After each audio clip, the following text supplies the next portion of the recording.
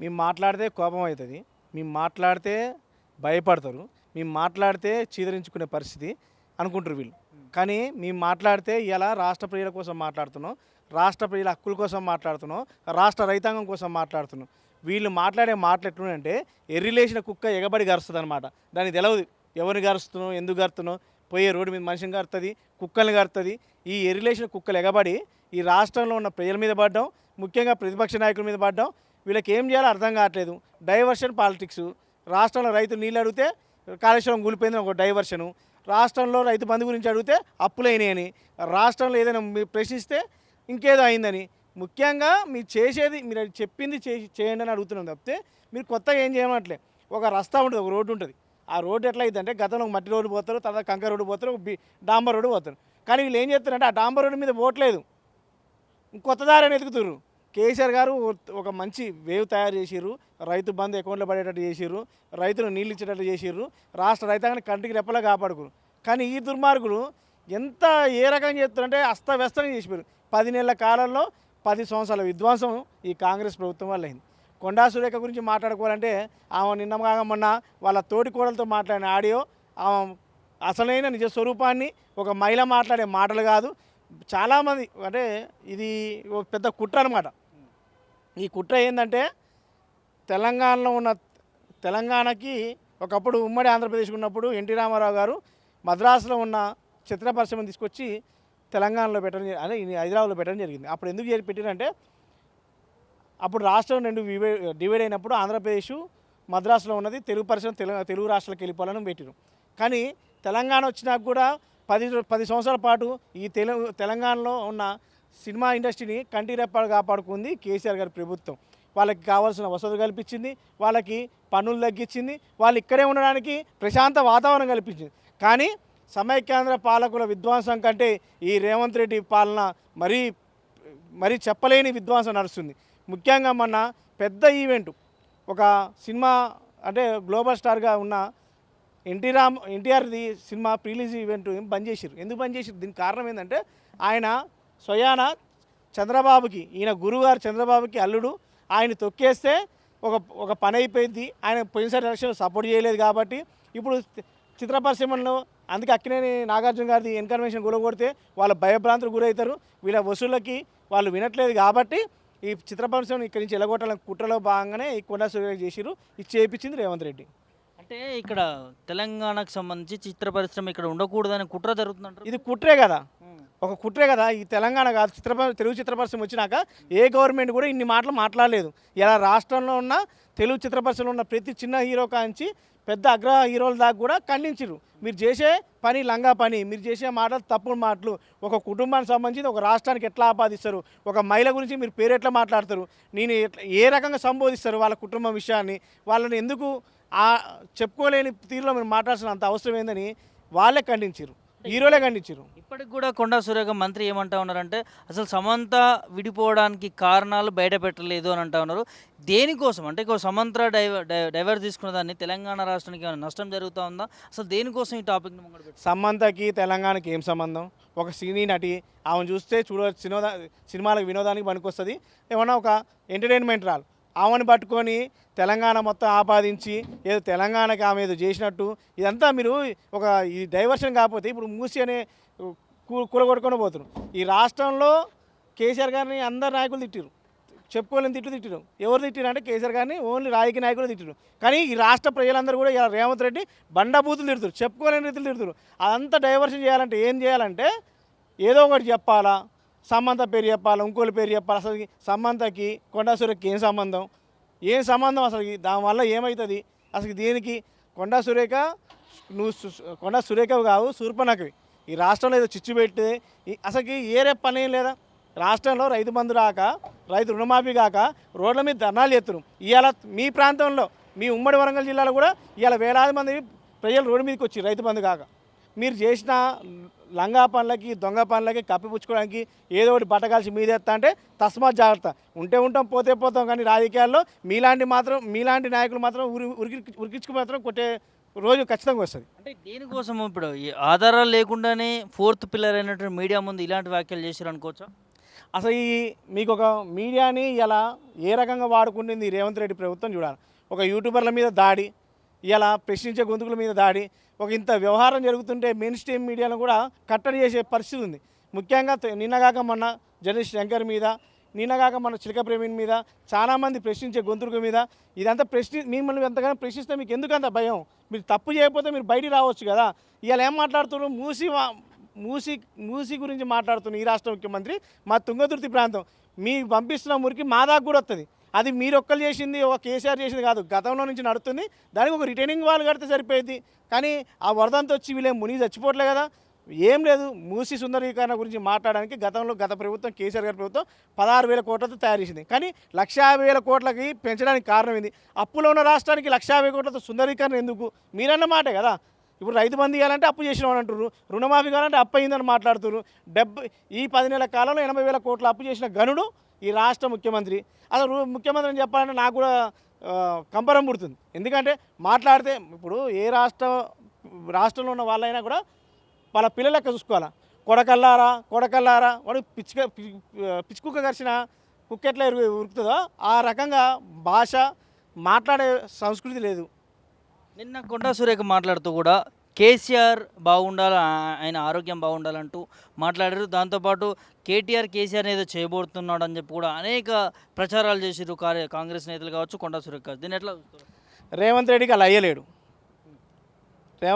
అయ్యలేడు. వాళ్ళ అయ్యంత పెద్ద ఇది కాదు.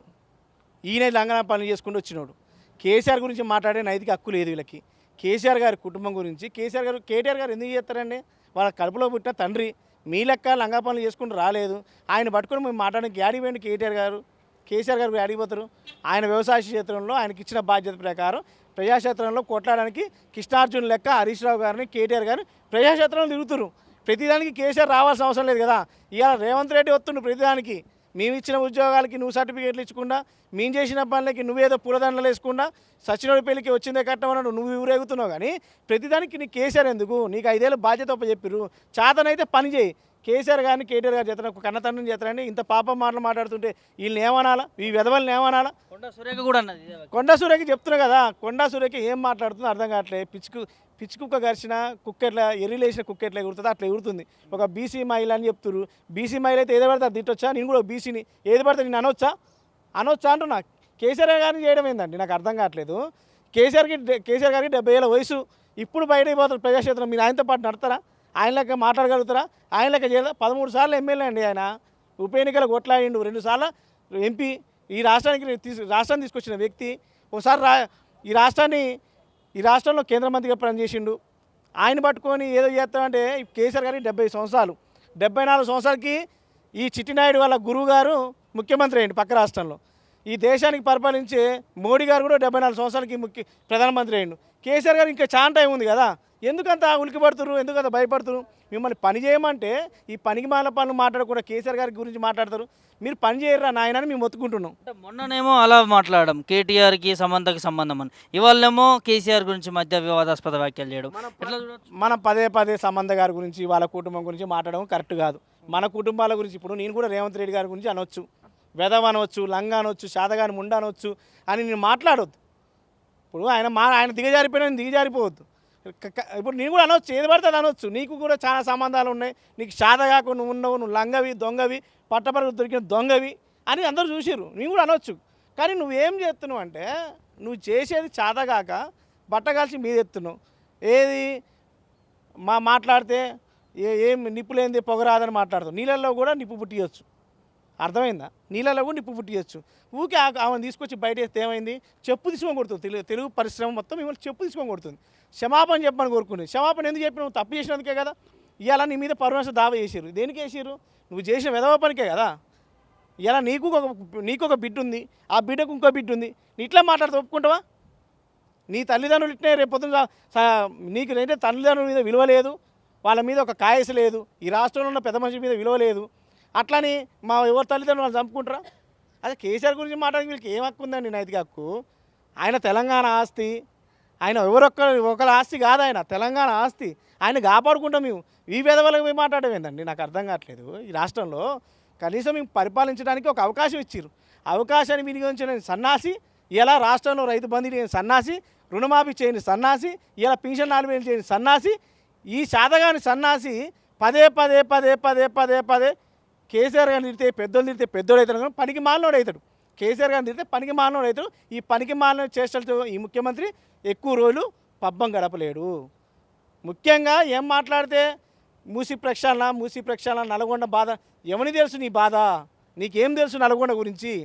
నీ అదే మూసిలో నీ ఎమ్మెల్యేలు నీ మంత్రులు దోసుకుంటున్న ఇసుక గురించి తెలుసా నీకు? అదే తెలుసు.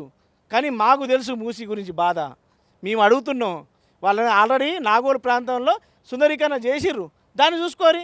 నీకు ఎవరికి కావాలా? పేదోని డబుల్ బెడ్రూమ్ ఇల్లే కట్టలేదన్న 40,000 డబుల్ బెడ్రూమ్ ఇళ్ళల్లో ఇవాళ నువ్వు నింపుతున్నావు జనాన్ని. వాళ్ళు కూడా ఏమంటారు అంటే మాకొద్దు ఇల్లులు మాకున్నాయి, గుడిసె లేనోనికి ఇల్లు ఇది, లేని వాళ్ళకి ఇల్లు ఇవ్వను కానీ ఉన్న వాళ్ళ ఇల్లు కూడా కొట్టాల్సి ఇందిరమ్మ రాజ్యం ఎక్కడిదని వాళ్ళు మొత్తుకుంటారు. ఇవాళ నేషనల్ మీడియాతో సహా తుప్పుకొని వస్తున్నారు మిమ్మల్ని.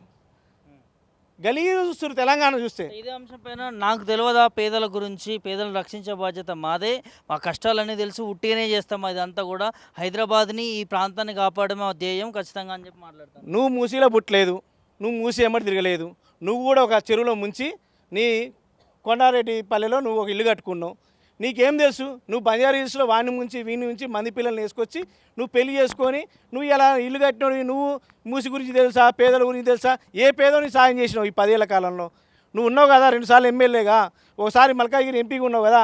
ఆ ఎంపీ ప్రాంతంలో నీ మూసిపోతుంది కదా. ఈ 10 ఏళ్లలో నువ్వేం చేసినావు? ఆ మూసి గురించి ఏం చేసినావు? ఏం చేయలే కదా. గతంలో ఉన్నది మీ కాంగ్రెస్ ప్రభుత్వం కదా, అంతకంటే ముందు ఉన్నది మీ చంద్రబాబు ప్రభుత్వమే కదా. మీ గురువుగారి ప్రభుత్వం నువ్వు ఏం చేసిర్రు? నీకేం లేదు. ఇదొకటి మహారాష్ట్ర ఎన్నికలకి మనకు బోర్డరు, ఈ నుంచి డబ్బులు తరలించాలంటే ఏదో ఒకటి పెట్టాలా, వసూలు చేయాలా, ఎన్కన్వెన్షన్ కూడగొట్టాలా. అదే ఎన్కన్వెన్షన్ ఎప్పుడండి? 2015లో కేసీఆర్ గారు కూడగొడతా అంటే 2016లో ఆయన నోటీస్ తెచ్చుకుండు, హైకోర్టు నుంచి స్టే తెచ్చుకుండు. 2017లో సంబంధ గారిది వివాహం అయింది, 2019లో డైవర్స్ అయినాయి. వీళ్ళకి అసలు సంబంధం ఉందా? నేను అనేది ఏంటంటే మీరు చేసే డైవర్షన్ పాలిటిక్స్కి మీకు జనం చెప్పుతో కొట్టే పరిస్థితి ఎదురైనాయి. రాష్ట్రంలో రైతాంగం ఆత్మహత్య కారణం ఈ ప్రభుత్వం. రాష్ట్రంలో ఇవాళ ఎక్కడైనా ఏది ఇబ్బంది కారణమైనా ఇలా రాష్ట్రంలో ఒక హోమ్ మినిస్టర్ లేడు. 13 శాఖలకి ఈయనే, ఈ దౌర్భాగ్యుడే ముఖ్యమంత్రి ఈయనే, 13 శాఖలకి మంత్రి ఈయనే. ఏం చేస్తుంది పరిస్థితి? సోషల్ వెల్ఫేర్కి ఈయనే. గురుకులాల 30 మంది చచ్చిపోయారు. గురుకులాల గురించి ఏంది? ఎంత బాగుండేది గురుకులాల కేసీఆర్ హయాంలో. 1000 గురుకులాలు పెట్టి అందరినీ కడుపులో పెట్టి కాపాడుతుంది కేసీఆర్ ప్రభుత్వం. సర్వనాశనం చేసిండండి ఈ రాష్ట్రాన్ని. సర్వనాశనం చేస్తుండు. మనం అనుభవించాల్సి వస్తుంది. ఏం చేస్తాం? కొంతమంది దుఃఖం పెట్టుకుంటారు మరి ఇట్లా అయిపోయిందని. ఇలా రావాలని కూడా వింటున్నాం మనం అక్కడక్కడ. రావాలని ఇప్పుడు కత్తెవనికి ఇచ్చి యుద్ధం చేయమంటే నడవదనే కేసీఆర్ గారు పదే చెప్పారు. దున్నపోతు గడ్డైతే పాలు రావు అని చెప్పిండు. అంతే కదా. ఏదైనా ఆయనకి ఇచ్చిర్రు, ఆయన యుద్ధం చేయమంటే యుద్ధం చేయకోకుండా వాడిని అందరిని మనల్ని మనం ఇప్పుడు యుద్ధం ఏంటంటే వీరుడు లక్షణం, ఎదురుపడి గుద్దాల, కొట్లాడాల. ఈ వీరుడు పోయి మనల్ని మనం పొరుచుకుండా, మన ఇల్లు మనం కూడగొట్టుకుండా, మనం ముంచుతుండా, మన తెలంగాణలో చిత్ర పరిశ్రమని యాగం చేసుకుండా ఈయన ఏం చేయదలుచుకున్నాం? అంటే చివరిగా మంత్రి కొండా సురేఖ మాట్లాడుతూ కేటీఆర్ని వదిలిపెట్టలేదు, కోర్టులో నేను తెలుసుకుంటామని మాట్లాడుతాను. కొండా సురేఖ గారికి కానీ కాంగ్రెస్ నాయకులు కానీ ఓపిక నశిస్తే బీఆర్ఎస్ పార్టీ కార్యకర్తలు ఊకోరు. కేసీఆర్ గారి కుటుంబం మీద అవాకులు చెవాకులు పేరి విని వేసారిపోయినాం. ఇంకా మీ ఓపిక నశిస్తే భౌతిక దాడులు కూడా వాళ్ళు సిద్ధంగా ఉండాలి. మీరు అనుకుంటున్నట్టు మేము తిరగనియడం కాదు, మీరు తిరగరు. ఆల్రెడీ మీ మంత్రుల్ని ఊళ్ళలో తిప్పనియట్లేదు. మీరు శాతనైతే దీనికి ఎదుర్కోవడానికి సిద్ధంగా ఉండాలి. సవాలు విసురుతారు. ఖచ్చితంగా బరాబరు సవాలే. ఊకునే ముచ్చటే లేదు. వాళ్ళని తిప్పి ఊళ్ళెమ్మటి వాళ్ళకి చెప్పుల దండలతో బాధలు మేము పెట్టుకుంటాం. ఉంటే పోతాం కానీ కేసీఆర్ కోసం కానీ ప్రాణాలు తీసుకుంటాం, ప్రాణాలన్నా తీస్తాం అంతే.